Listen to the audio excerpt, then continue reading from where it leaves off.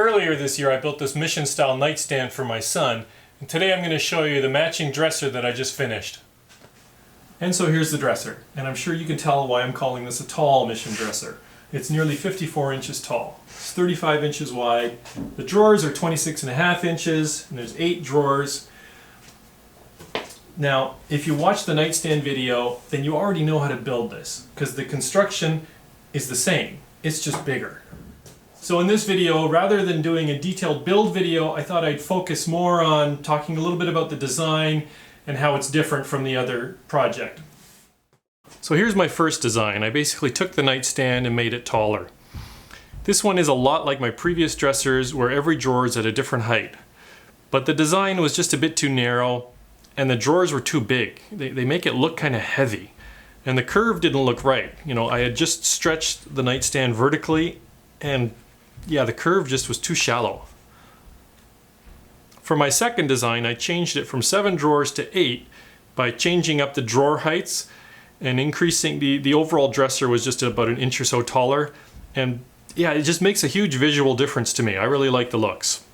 The other change is that I made the legs wider so that I could make the curve 1/8 of an inch deeper. It's subtle, but with the legs so much taller, I just thought it needed a more pronounced curve.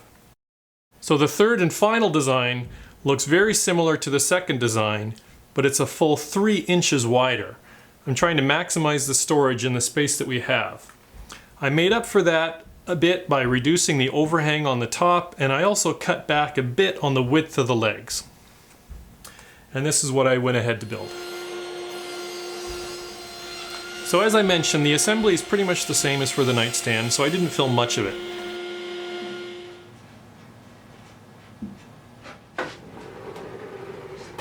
The carcass is a plywood box, just a bigger one. It's assembled exactly the same way as the smaller box of the nightstand. Now the legs are longer, so the glue up required more clamps, but otherwise it's the same again. Like with the nightstand, these are just glued and clamped into place.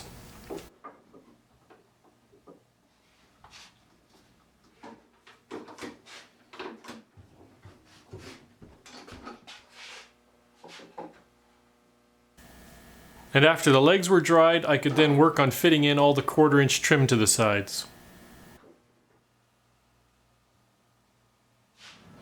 So the biggest difference here is the size. And being plywood, it's kind of heavy. And it's also big and awkward. Oh. Yeah.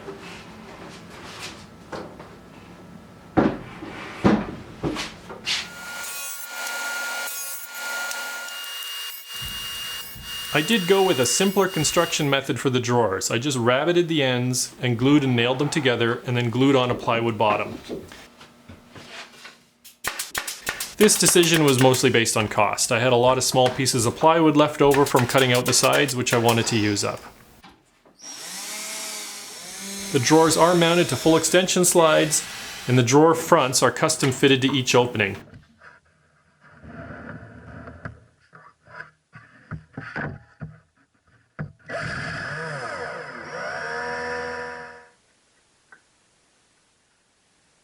I made the drawer fronts 1/8 of an inch smaller in both directions, which should give a 1/16 of an inch clearance all the way around.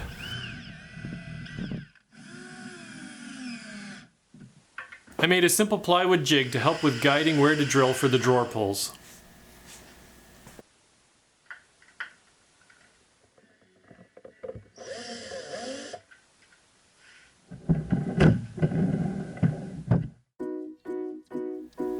And after a bunch of sanding and finish work, we got a dresser. The drawers vary in height from 7 inches down here at the bottom to 4 inches up here at the top. The plywood sides have a 1/4 inch trim which breaks up the big open expanse here. The drawers are on full extension slides with a 75-pound rating, which should be plenty for socks and underwear. The top is 4 boards of ash lumber laminated together. It's a full 1 1/8 inch thick. Gives it a nice solid look. Take a look at the back. Can you believe that grain? I found this in the home center. I was looking for a piece of plywood to look for the back of the cabinet and for the bottom of the drawers, and I found this. This is actually a sheet of underlay.